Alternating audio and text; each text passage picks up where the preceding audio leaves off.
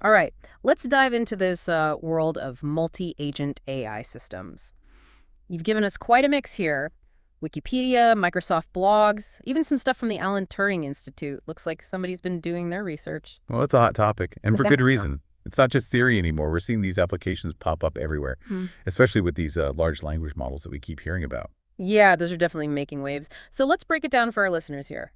What exactly are multi-agent systems? Okay, so imagine a team of experts, each with their own specialty, but they're all working together on this problem that's way too big for any one of them to solve on their own. That's multi-agent systems in a nutshell, or MES for short. Each expert is like an AI agent, and that big problem they're tackling, that's their shared environment. So instead of one giant AI brain, we've got all these smaller ones, each with its own focus, all working together. Exactly. And the interesting thing is, as Wikipedia points out, these agents can take many forms. We're talking software, robots, even humans can be part of a multi-agent system. So it's not so much about what they are, but how they interact, how these intelligent entities, whatever they may be, come together to solve a problem. Right. And the key thing to remember here is that these agents are autonomous. They make their own decisions based on the information they have, which might not always be the whole picture. It's a very decentralized system. No single agent is calling all the shots. Hmm. That's pretty different from how we usually think about AI, isn't it? It's not just one central intelligence making all the decisions. Exactly. And that's partly why there's so much excitement around multi-agent systems right now. These large language models we talked about, they're becoming so powerful that they're actually driving the evolution of MAS. They're enabling these agents to have much more sophisticated interactions and coordinate in ways that just weren't possible before. It's like they've all gotten this massive communication upgrade. So the smarter the individual AI gets, the better these multi-agent systems become. It makes sense. And don't forget, the problems we're trying to solve are getting more and more complex too. Right? I mean, think about climate change or global supply chains. These aren't things that any single AI can handle, no matter how smart it is. Right. It's like the Alan Turing Institute calls MAS a core research area in AI for exactly that reason. Yeah. It's about tackling that real-world complexity. Yeah. And by distributing the tasks and knowledge among multiple agents, you get solutions that wouldn't be possible otherwise. Think about a massive research project. You wouldn't want just one person trying to do it all, right? You want specialists in different fields, all collaborating and sharing what they find. That's what MAS allows AI to do. It's like we're applying the principles of teamwork to artificial intelligence. Exactly. I like it. But let's get down to brass tacks here. How is this actually being used in the real world? Well, there are tons of examples, actually. That Microsoft blog you sent over has a really good one. Marco Castellana, an engineer over there, built a system that answers questionnaires using this thing called semantic kernel. Oh yeah, I remember this one. He's got like 4 different AI agents all working together to analyze questions and come up with accurate answers, like a whole research team packed into a computer program. Right. You've got a question-answer agent, then an answer checker that uses Bing to validate the response, a link checker to make sure the sources are legit, and then a manager agent overseeing the whole process.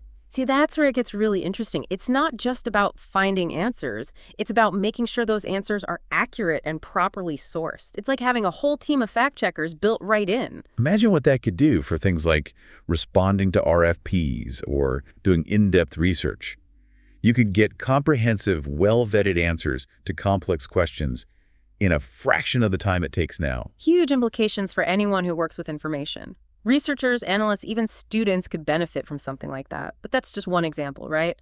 Oh yeah, definitely just the tip of the iceberg. That IBM article you sent talks about how MAS is being used in transportation to coordinate self-driving cars, in healthcare to predict disease spread and manage resources, even in defense systems like simulating attacks and detecting threats. Wow. So these systems are already out there, working behind the scenes in some pretty critical areas. And the applications go even further. Wikipedia mentions online trading disaster response, even modeling social structures to see how groups interact. It's a very versatile approach. So what I'm hearing is these multi-agent systems aren't just some cool tech demo. They're already having a real-world impact. And their potential seems pretty vast. It is vast. And it gets even more interesting when you look at how these agents behave. They actually exhibit behaviors that we see in nature. Yeah. Like flocking and swarming. Oh, yeah, this is where it's really cool. I read about that. Tell me more about these flocking and swarming behaviors. Okay, so think about a flock of birds, how they move together so seamlessly without bumping into each other. That's flocking behavior, and AI agents can do the same thing. Or think about ants, how they work together to find food and build their colony. That's swarming behavior. And the amazing thing is, it's all decentralized. No single agent is in control. They're following simple rules, but their interactions create these complex and incredibly powerful emergent behaviors. That's mind-blowing. So we could have like swarms of robots working together on a construction project or AI agents coordinating deliveries across a global supply chain, all without some central command telling them what to do. Exactly. It's like harnessing the power of collective intelligence, Mm. but on a scale we've never seen before. And it's all thanks to these multi-agent systems. Okay, so we've got these teams of AI agents, each with their own skills and knowledge, working together in this decentralized way. It sounds almost too good to be true. Are there any downsides or challenges to using these systems? Of course, there are always challenges when you're dealing with complex systems, especially ones that involve AI. That IBM article you shared mentions the potential for agent malfunctions. Mhm. Like if one agent goes haywire, it could disrupt the whole system. Yeah. And that Microsoft blog, even though it's very positive about this questionnaire answering system, it does talk about these agent debates that can happen. It's like the AI agents are arguing with each other about the right answer. Right. Managing those debates and making sure that the system as a whole stays stable and reliable is definitely a challenge. Then there's the complexity of coordinating all these independent actors. It's not always easy to get them to play nice and work together smoothly. And of course, there's the potential for unpredictable behavior. We're talking about AI here, and it doesn't always act the way we expect. So it's not a magic bullet, but it does sound like the potential benefits could outweigh the risks. Yeah, the advantages are huge. Increased flexibility, scalability, the ability to have agents with very specific expertise, and overall you get much greater performance. It's a trade-off worth exploring for sure. This has been a really great overview. I feel like we've just scratched the surface of what these multi-agent systems can do. Oh, we've just begun our dive. There's a lot more to unpack. In the next part, we can get into the nuts and bolts of how these systems actually work. Talk about communication protocols, decision-making processes, all those fascinating technical details that make multi-agent systems tick. Sounds like a plan. We'll be right back after a short break. Okay, so we're back and ready to dig a little deeper. I guess last time we talked about what multi-agent systems are and why everybody's making such a fuss over them. But now I want to know how they actually work. Like, what's going on under the hood? Well, communication is a big one. These AI agents have got to be able to talk to each other, share information, and coordinate what they're doing. It's just like any team, right? If you can't communicate, you're not going to get very far. But we're not talking about humans sitting around a table having a meeting, right? Yeah. This is all lines of code interacting in some digital space. So how do they actually talk to each other? Yeah, that's a great question. They need a common language, just like we do. And the good news is researchers have actually developed some specialized languages just for this purpose. That Wikipedia article you sent me mentioned a couple of them, KQML, which stands for Knowledge Query and Manipulation Language. And then there's ACL, which is Agent Communication Language. And these languages, they let the agents ask each other questions, share information, and even negotiate with each other. It's like a whole diplomatic protocol for artificial intelligence. So it's not just random bits of data flying around. There's a structure to how these agents communicate and share what they know. Right, and that knowledge sharing is super important because remember, no single agent sees the whole picture. They each have their own piece of the puzzle, and they have to put those pieces together to make smart decisions. That's one of the really cool things about multi-agent systems. You get this kind of emergent intelligence that comes from the collective knowledge and interactions of all these different agents. Okay, that makes sense. So they're communicating, they're sharing knowledge, but how do they actually make decisions? It can't just be a set of rules programmed in, can it? They have to be able to adapt and learn as they go, right? Absolutely, you're right. These agents aren't just robots blindly following orders. They have a level of intelligence and adaptability that sets them apart from those traditional AI systems. And that's where concepts like distributed constraint optimization and multi-agent learning come into play. Whoa, hold on. Those are some pretty complex terms. Break those down for me. What do those concepts actually mean in the context of these systems? Sure. Think of it this way. Each agent has its own set of goals, right? And preferences. But it also has a way of evaluating the current situation, like what's happened in the environment and how its actions might affect things. One way they do this is by using what's called a utility function. It's basically a way for the agent to assign a numerical value to different outcomes, like a score. So if an action leads to a desirable outcome, it gets a high utility score. And if it leads to a less desirable outcome, well, it gets a lower score. So it's like they have a way of measuring how good or bad different situations are, at least from their perspective. like an internal compass guiding their actions. Exactly. And the cool thing is they can adjust their utility functions as they learn and get more information. They can even negotiate with other agents to find a course of action that maximizes their collective utility. They're trying to find a solution that benefits the whole system, not just themselves. It's a very collaborative approach. It's like a whole team of negotiators, each with their own priorities, but working together to find a solution everyone can live with. That's a great way to put it. And they use all sorts of sophisticated techniques to reach these agreements. Things like game theory, where they try to anticipate what other agents are going to do and adjust their strategies accordingly. And then there's reinforcement learning, where they learn from trial and error, getting rewarded for making good decisions and, well, penalized for the not-so-good ones. So they're constantly learning and adapting, getting better at making decisions as they go. That's pretty impressive. But I gotta ask, isn't all of this incredibly complex? Like, are we talking some serious math and algorithms going on behind the scenes? Oh, yeah, absolutely. There's a ton of complex math and computer science involved in making all of this work. Yeah.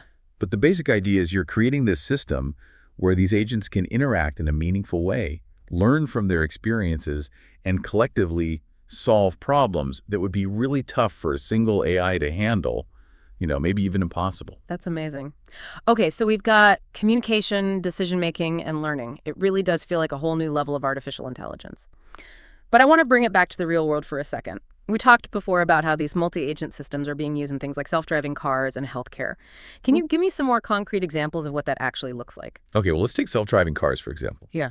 Imagine a future where cars aren't just individual vehicles, but they're part of this connected network, all communicating with each other. Like a whole city where the cars are talking to each other, figuring out the best routes, avoiding traffic jams. I can see where you're going with this. Exactly. Each car becomes an agent in this multi-agent system, sharing information about where it is, how fast it's going, where it's going, and even things like road conditions.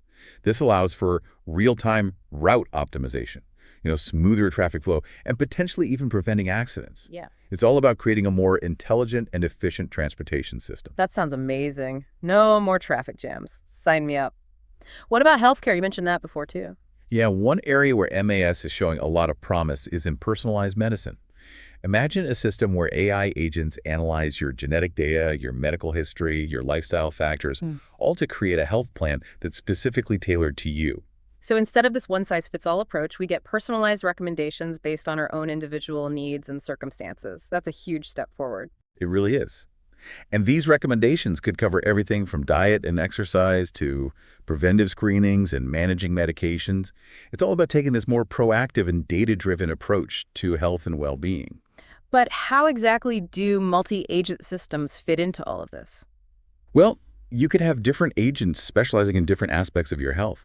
Like one agent focuses on nutrition, another one on exercise, another one on mental health. And they all work together, sharing data and insights to create this holistic plan that addresses all of your needs. So it's like having a team of virtual health coaches working around the clock to keep you in tip-top shape. That's a pretty cool concept. It is.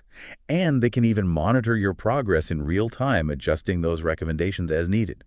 It's all about making healthcare more personalized, more effective, and more accessible. All right, I'm starting to see the bigger picture here. This isn't just about making things a little bit better.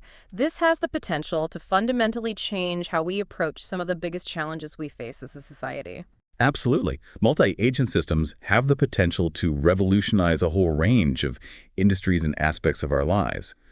But just like with any powerful technology, there are some things we need to be mindful of as we continue to develop and deploy these systems. Okay, and I'm guessing that's a good lead into the final part of our deep dive. What are some of the broader implications of this technology, and what should we be thinking about as we move forward? Well, we can delve into those questions and more in our final segment. Stay tuned. Oh, we've covered a lot of ground, haven't we? From what multi-agent systems are to the nitty-gritty of how they work.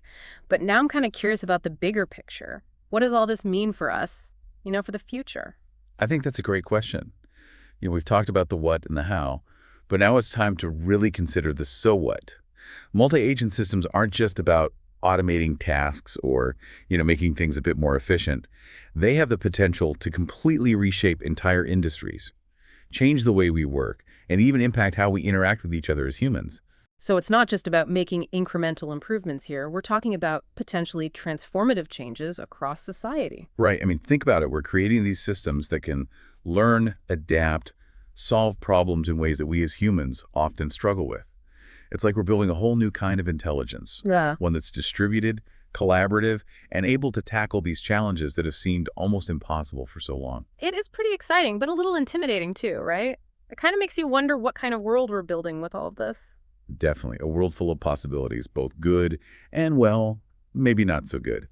As with any powerful technology, there's always the potential for misuse, for unintended consequences. Mm. And of course, unforeseen impacts on our lives.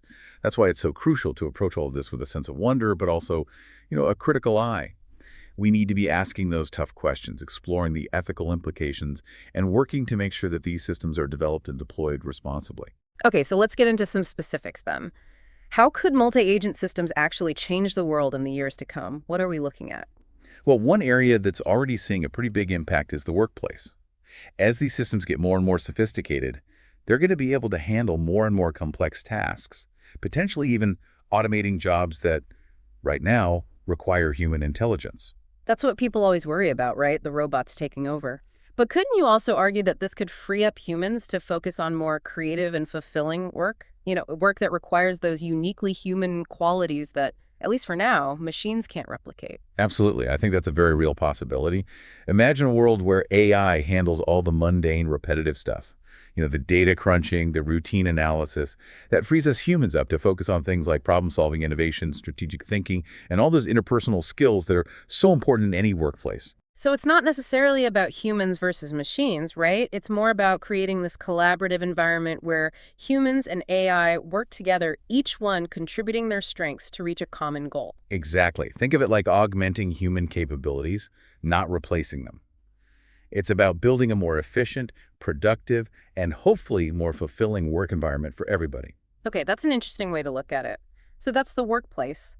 What about other areas of society? Could multi-agent systems impact how we interact with each other, how we learn, how we access information? Oh, absolutely. Take education, for example. Yeah. Imagine personalized learning environments where AI agents adapt to each student's individual needs, provide custom lessons, feedback, that sort of thing.